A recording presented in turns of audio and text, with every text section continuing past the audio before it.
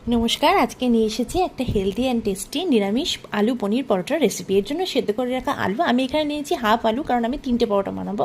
আর কিছুটা পনির একটু হাত দিয়ে চটকে নিয়েছি, চাইলে গ্রেট করে নেওয়া যায়। সেটাকে একসাথে মেখে নিই, তার মধ্যে একটু বিট নুন, একটু গোলমরিচ গুঁড়ো, তার মধ্যে একটু ধনে পাতা কুচি, একটু ফ্রেশ পুদিনা পাতা কুচি, একটু ধনে গুঁড়ো আর মিক্স হার্বস, এগুলো দিয়ে পুরো মিশ্রণটা ভালো করে মেখে নিয়েছি। এবার 3টে আলাদা আলাদা অংশে আমি ভাগ করে রেখেছি, যেহেতু 3টে পরোটা বানাবো। তারপরে আটাটাকে একটু সামান্য নুন আর একটু তেল দিয়ে ময়ান দিয়ে মেখে নিয়েছিলাম। তারপরে আটা থেকে এরকম বড় বড় করে লেচি বার করে তার মধ্যে পুরটা ভরে, পনির আলুর পুরটা ভরে তার মুখটা বন্ধ করে রেডি করে রাখলাম।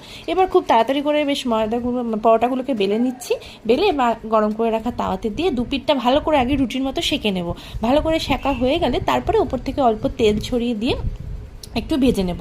তারপরে একদম লাস্টে একটু সামান্য ঘি ওপর থেকে ছড়িয়ে আবারও একটু উল্টোপাল্টা ভেজে নিয়ে রেডি হয়ে যাবে আমাদের এই আলু পনির পরোটা। এবং এই আলু পনির পরোটাটা আপনারা আচারের সাথেও খেতে পারেন, কিংবা টক